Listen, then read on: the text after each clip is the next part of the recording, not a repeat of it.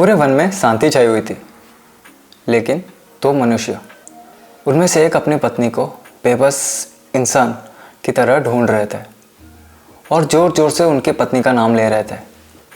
तो कहानी शिव पुराण के रुद्र संहिता के सतीखंड के अनुसार एक दिन महादेव शिव जी और देवी सती हिमालय की ओर घूमने निकले थे। जब वो घूम रहे थे तो शिव जी दूर से एक इंसान को देखे वन में भटकता हुआ और दूर से उन्हें प्रणाम किए। देवी सती उन्हें ऐसे देखकर चौंक गई।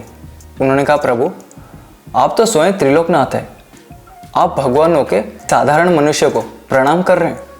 कौन है ये साधारण मनुष्य जो एक बेबस लाचार इंसान की तरह इधर उधर भटक रहे हैं?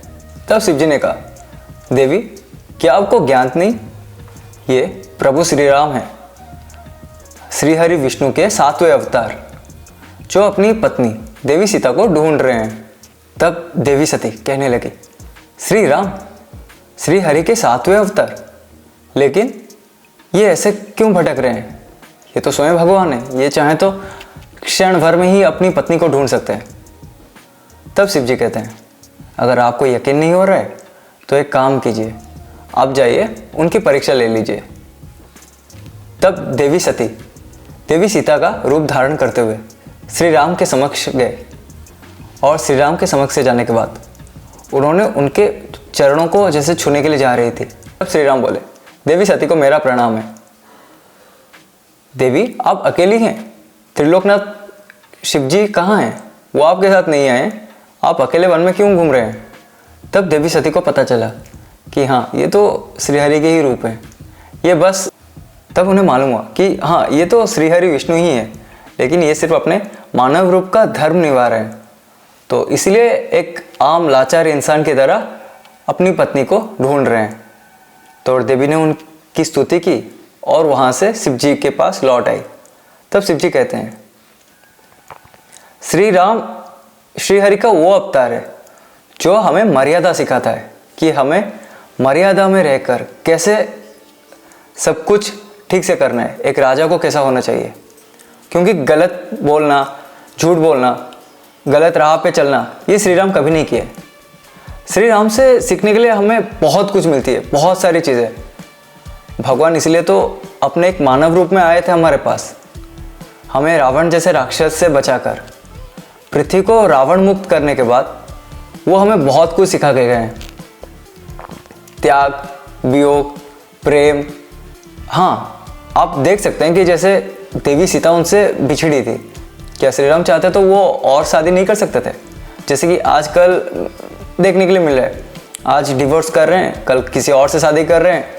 ये नहीं कि अगर हाँ कहीं पे कुछ प्रॉब्लम है, कोई इशू है तो उसे हम सॉल्व करें, नहीं, सबको बस अपनी मतलब की पड़ी है। श्री राम, बहुत लोग कहते हैं कि श्री राम नॉनवेज खाते थे, मांसाहारी थे, लेकिन नहीं, वो हमेशा फल फूल उसका सेवन करके ही अपनी ज़िंदगी बिताए थे। खैर, 500 साल के इंतज़ार के बाद हमारा अयोध्या में श्री राम का मंदिर पूरी तरह से कंप्लीट होने के बाद 22 जनवरी को श्री मोदी जी ने उसका उद्घाटन भी कर लिया है। इससे बड़ी खुशी की बात हमारे लिए और क्या हो सकती है? आप सबको इसका हार्दिक हार्दिक अभिनंदन। और जो भी आजकल सोशल मीडिया में चला रहे हैं कि नहीं श्री राम मंदिर बना है, उसके वजह से बहुत लोगों का घर चला गया और वो दुख में है, ये नहीं, ये उनसे पूछो कि जिसका घर चला गया उससे कैमरा के सामने लाके उससे कहा जाए कि हाँ आप बताओ कि तुम्हारा घर चला गया, नहीं बोलेगा वो आदमी। खुश होके खुद की तरफ से ये दान दिए हैं और उन्हें पूरी तरह से भरपाई भी मिली है। उनका घर का जो भी मतलब जितना नुकसान हुआ है वो सब गवर्नमेंट ने उनके लिए भरपाई की है। तो ये सब गलत चीज़ें फैलाना भी बंद कर देना चाहिए, क्योंकि सोशल मीडिया एक ऐसी चीज़ है कि किसी को कुछ गलत बोल देना तो वो सोचता है कि नहीं ये सही कह रहा है। पता ना, बहुत लोग सिर्फ देख लेते हैं कि अच्छा फीड में ये आया ये आया ये आया, और उसके बाद उससे रिसर्च नहीं करते, जो कि सबके लिए हानिकारक है। तो अगर भी आप देखते हैं कि कहीं पे कुछ लिखा हुआ है, गलत पढ़ लिए और आपको लगा नहीं ये सही है, मुझे ऐसा करना चाहिए, नहीं करना चाहिए, आपको गूगल पे जाइए, गूगल पे जाके सर्च कीजिए और उसका हिस्ट्री मालूम कीजिए कि इसके पीछे क्या है क्या नहीं है। आज का वीडियो सिर्फ एक छोटी सी कहानी थी श्री राम के ऊपर, और आशा करता हूँ कि एक नोटिस थी, क्योंकि ऐसी गलत चीज़ें फैला के आपको कोई फ़ायदा नहीं होने वाला। अगर आपको अपनी सोशल मीडियाज़ में ज़्यादातर व्यूज़ लाना है तो अच्छे कंटेंट बना लो ढंग के, ऐसे गलत चीज़ें फैला के कोई फ़ायदा नहीं है। तो आशा करता हूँ कि जो भी इस वीडियो को देखे होंगे उन सब पे भगवान की कृपा बनी रहे, और चैनल पे नए आए हैं तो सब्सक्राइब कर दीजिएगा और वीडियो को लाइक कर देना। और अगले हफ्ते एक रोचक कहानी के साथ मैं आपके साथ मिलूंगा फिर से। तो तब तक के लिए बोलो जय श्री राम, हर हर महादेव।